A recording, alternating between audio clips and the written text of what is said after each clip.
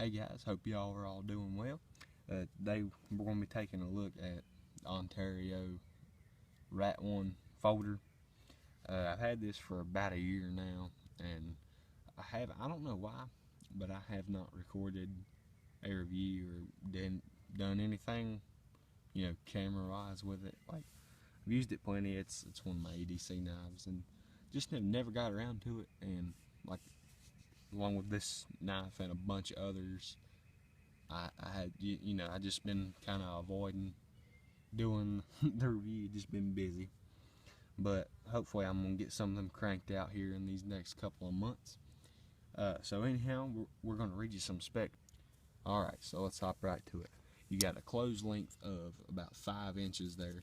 So that handle right there, it's pretty good for a person with big hands. I mean, 5 inches, that might be big, might be small compared to what you normally carry.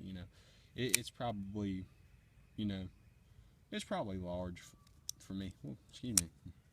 Anyhow, you got a closed length of 5 inches, overall length of 8.5 inches. You got a 3.5 inch blade, and the blade has a full flat grind with, like, I think it's I believe, hold on, focus, come on. Alright, you got like a black powder coat or something like that. Camera ain't focusing. It's really making me mad. Alright, there we go. You got I think it's a black powder coat. It's just some type of black coating. From the use I've did to it, it's actually holding up really good. You can see it's chipped off of the tip there. If you look at the back of the spine, you can see some wear a little bit. But other than that, that long scratch down the edge of it is where I tried to cut sandpaper. Don't know what I was thinking. I'm not sure either.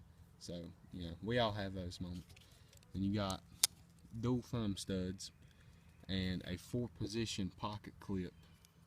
You can change the pocket clip. I still got, the stock way it came to me in the box, and never did change it. You take it tip up right hand carry or tip up left hand carry, or you can make it, lefty up carry. I don't know what you call. I just know tip up. I just call that stock.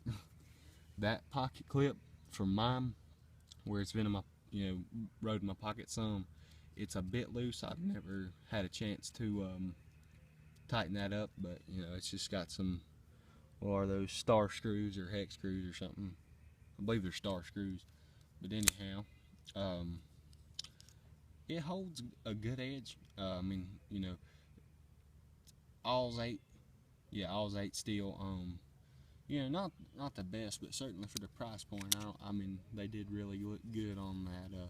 Handles are, they're something called nylon 6. Basically what that is, it's like GRN with texture of G10, I guess you would say. You got some stainless steel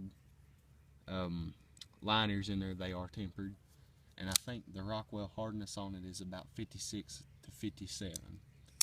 I don't think I forgot anything about that, but I'm sure, knowing me, I forget everything. When it came to me, it was perfectly centered. Now it's not, where, like I said, where I've used it some. And also, like, when I first got it out of the box, it was really, really smooth. Like I said, use kind of took that away, but still, it's pretty smooth. Focus. Alright guys, so now what we're going to do, we're going to do a quick cut test on this apple, just to show some slicing capability. Hold on, let me get that nasty looking thing off there. Alright, we're just going to go down. This is just an apple I picked up off the ground. It's, some of the places of it are good and some of them are rotten. I'm not going to be eating it.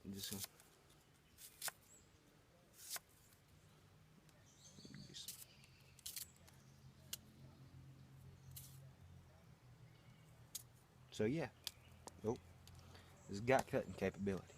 Did that real well. Alright, so now I got this piece of oak here. It's a little bit wet, and it should be seasoned pretty good, because we cut this probably year, 2 years ago. So, but like I said, it's wet.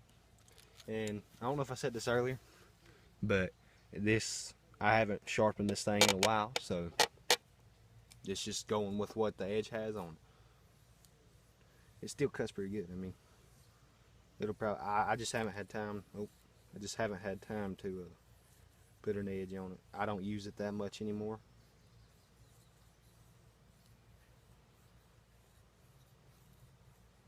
So yeah, I mean, still with kind of a moderate edge, it still does pretty good. It used to be my main EDC knife, but it kind of moved up in the world. This ain't the best feather stick I've ever done, but it'll certainly do it.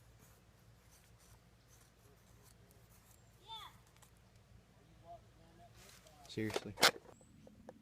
Alright, so we're just going to be doing like a little stab and pry test on this piece. I don't know what it is.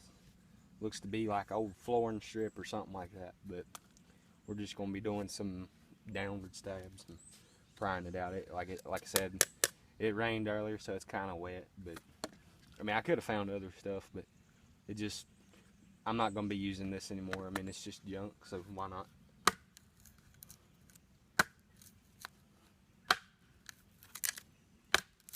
Is that getting good? Yeah.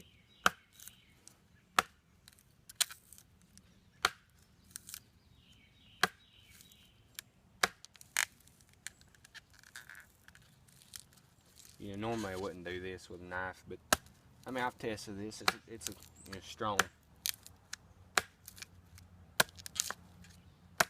Come on, we're gonna get. Yeah, there we go. So that's kind of what it looks like on the other side there. So yeah, I mean, I don't know if you need to stab something, it'll do it. Alright, so now what I'm going to do, I don't have any cardboard, so I don't know if you know if these people do this where you live, but you know, mayors and stuff, they'll put signs up in your yard. Well, I took some down, and I usually use them like kind of for target practicing boards, like stapling targets for them. But I have one that's bent up, so I just figured I'd cut it up. Well, this is a piece of it. I just figured I'd cut it up and do kind of like a cardboard test, seeing how I don't have any cardboard on me at the time. So here it goes. This usually does, it's like a hard plastic cardboard almost. I don't know what in the world you call it. So let's just slice. Alright. Yeah, I mean, it cuts just like cardboard. You have some nice, I'm just going to go down. I mean, it's clean cuts. It's not struggling. If it does, it's kind of me, because I'm doing this in an awkward position. But oh yeah.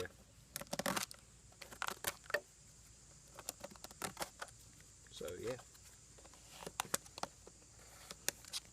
Even with, like I said, even with that moderate edge, I mean, it still performed really good.